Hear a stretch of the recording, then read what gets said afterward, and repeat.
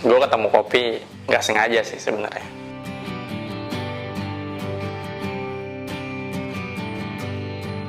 Gue ini terlahir dari keluarga yang suka seni, penjahit, dalang wayang, ada pelukis juga. Mungkin darah seni itu udah lahir, udah terbawa sama diri gue dari sejak gue lahir. Sebenarnya sebelum gue lulus, gue udah diiming-imingin sama om gue. Udah lulus sekolah, ikut om aja jadi barista. Wah, keren-keren. Banyak cewek katanya. Kata barista itu gue dengar dari dia 2008. Gue cenderung ikutin jalur om gue untuk ambil job. Ternyata di profesi barista ini gue bisa nemuin jati diri gue bisa ngerasa, oh ternyata kerja kayak gini tuh nggak capek ya. Kerja kayak gini tuh nggak ngebosenin gitu. Ternyata kopi itu bukan sekedar minuman yang selama ini orang tahu. Gue bersyukur gue dipertemuin sama kopi dan gue ngerasa ini dunia gue gitu. Gue bener-bener start di dunia kopi itu dari level yang terbawah menurut gue, dari barista, which is dulu tuh orang di tahun 2009 gue jadi barista itu, kita tuh di-treat sama orang tuh pelayan. Mas, bersihin dong. Padahal udah disediain meja yang ada isinya gula, orang tuh kondimen bar disebutnya. Orang tinggal ke situ ngambil sendiri, self service gitu. Tapi kita tuh masih di-treat kayak, Mas ini dong ini. Mungkin banyak barista-barista formal yang lain yang udah ngerasain 2002, 2003 jadi barista duluan, yang katanya lebih sulit di masa itu untuk memperkenalkan profesi barista ya. Tapi gue pun secara pribadi di 2009 pun gue masih ngerasa, wow, jadi barista tuh masih tetap butuh struggle buat memperkenalkan we are different gitu. Kita tuh bukan pelayan yang hai gini gitu. Cuman sayangnya di perusahaan itu gue nggak mempelajari kopi terlalu dalam karena memang bukan specialty coffee shop gitu. Dari sana gue resign dengan alasan gue mau mempelajari kopi jauh lebih dalam. Gue sempat apply ke beberapa coffee shop. Kebetulan diterima waktu itu, cuman waktu mau tanda tangan kontrak bagi gue agak miris ngelihat penghasilan barista di masa itu ya. Jadi gue ambil. Mungkin di 2010 itulah adalah awal dimana gue membuka mata gue tentang specialty coffee gitu. Karena di saat gue apply di sana, gue disuruh bikin steam milk, gue disuruh bikin cappuccino. Mereka anggap, damn lo tuh masih biasa banget. Dan gue langsung ngerasa, anjir gue masih bukan apa-apa gitu. Akhirnya dari situ ya gue mulai mempelajari specialty coffee gitu. Gue mencari tahu berbagai macam penyeduhan, segala macam. Selama 2013 itu saya bertemu sama berbagai macam barista dari berbagai coffee shop.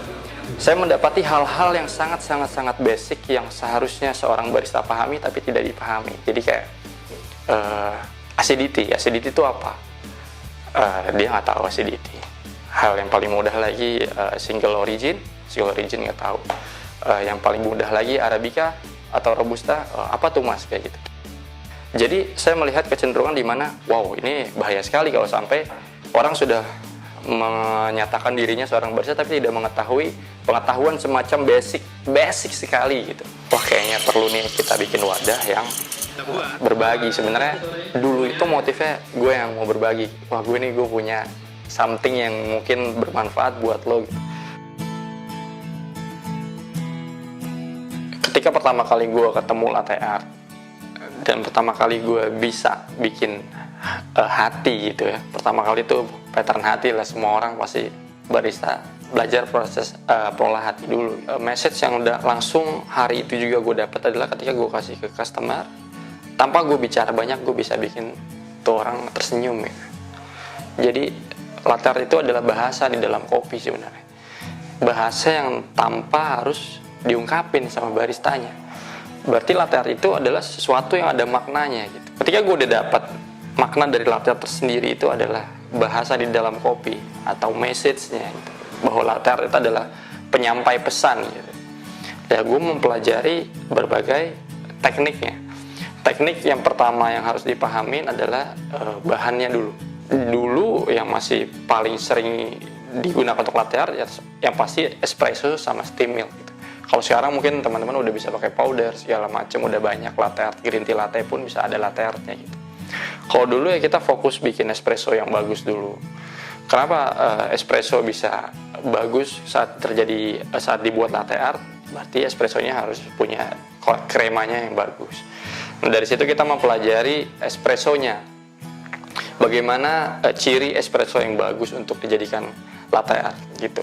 Jadi kayak espresso kalau misalnya kita ekstrak terlalu banyak kayak model lungo atau something, Jadi terlalu watery sehingga tekstur pada saat penuangan pun itu akan berbeda. Sebenarnya kalau dibilang belajar, saya nggak sehari jadi gitu. Jadi pertama kali kurang lebih 1 tahun saya sebagai barista di perusahaan A, ya yang saya dapati itu bukan di training untuk membuat latte art, tapi kayak mempelajari learning by doing gitu. Jadi mempelajari itu sambil bikin setiap hari. Oh ternyata kalau diginiin efeknya begini. Ternyata kalau misalkan mau bikin latte art itu di awalnya kita agak jauh, jangan langsung dekat. Ternyata kalau langsung dekat, langsung foamnya yang keluar. Gue sampai 2012, gue sempat bikin video gue nuang latte art. Yang bikin gue kaget itu, ternyata sampai 2012, gue tuh nuang latte art itu, gelasnya gue diemin di atas meja, tangan gue doang begini. Gue ketawa-tawa. Gue bikin Rosetta, jadi 2009 gue pertama kali belajar latte art, 2012 tuh patternnya tuh masih yang basic-basic. Jadi gue nggak bisa dibilang gue udah menguasai ini dari lama, sebenarnya nggak juga gitu. Jadi gue pun sampai detik ini masih belajar. Yang paling lucu itu tadi, gue selalu selalu mendokumentasikan setiap proses gue belajar. Ketika mempelajari sesuatu, dokumentasikan.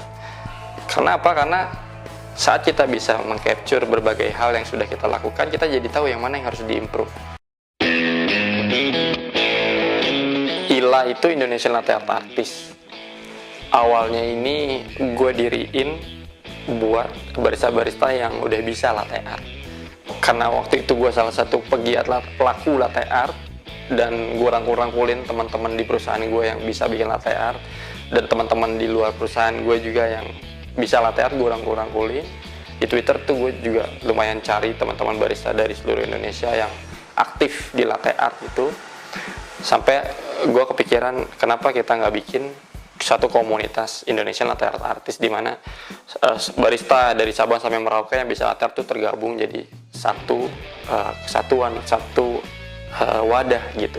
Awalnya itu kita cuma nge-grab barista-barista aja, tapi beriringan sama waktu ya, dari 2014 kita officially publish ya, itu full barista.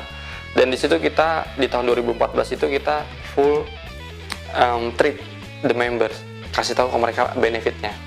Nah di tahun itu tuh kayak, wah gue harus kasih orang member-member gue benefit gitu. Jadi gue selalu setiap hari tuh gue sharing ke mereka. Sebenarnya goal awal kita itu cuman menjaga silaturahim aja. Namun yang bikin unik itu sebenarnya dari 2015 ke atas gitu, dimana anggota-anggota ini datang dari berbagai macam profesi. Ada dari cafe owner, ada dari roaster, ada petani, ada coffee lover, ada pengusaha yang cuma suka kopi. Nah itu sebenarnya perjalanan ILA itu sebenarnya dimulai dari situ. Sejak kita open komunitas ini untuk banyak orang kayak gitu. Silaturahim yang kita highlight. Jadi ILA berusaha untuk aktif di event-event yang ada, yang orang lain kerjakan, yang teman-teman organizer, dan ILA pun aktif untuk menciptakan eventnya. Jadi tujuannya adalah menggairahkan industri kopi. Kita ikut masuk dalam barisan teman-teman yang mendukung kopi Indonesia. Bagaimana caranya menduniakan kopi Indonesia? Kalau saya pribadi punya jawaban. Kopi Indonesia tuh udah mendunia dari dulu. Yang belum itu jadi nomor 1 di dunia. Nah sebenarnya itu yang sebenarnya kita kejar gitu. Supaya apa? Once goal yang paling besar ini tercapai, menjadikan kopi Indonesia nomor 1, bukan sekedar mendunia, tapi menjadikan kopi Indonesia nomor 1. 2014, iya tadi gue bilang, latte artist rata-rata pelaku. Latte artist itu pelaku ya, bukan selebriti, beda. Gue sempat loh dikecam loh, apa tuh latte artist gitu kan? Ya artis itu kan pelaku seni. Kalau sekarang enggak. Intinya kalau lo buka di formulir membershipnya ILA, lo bisa baca salah satu pertanyaan di situ gue sisipin, apakah kamu mendukung kopi Indonesia? Cuman itu syaratnya.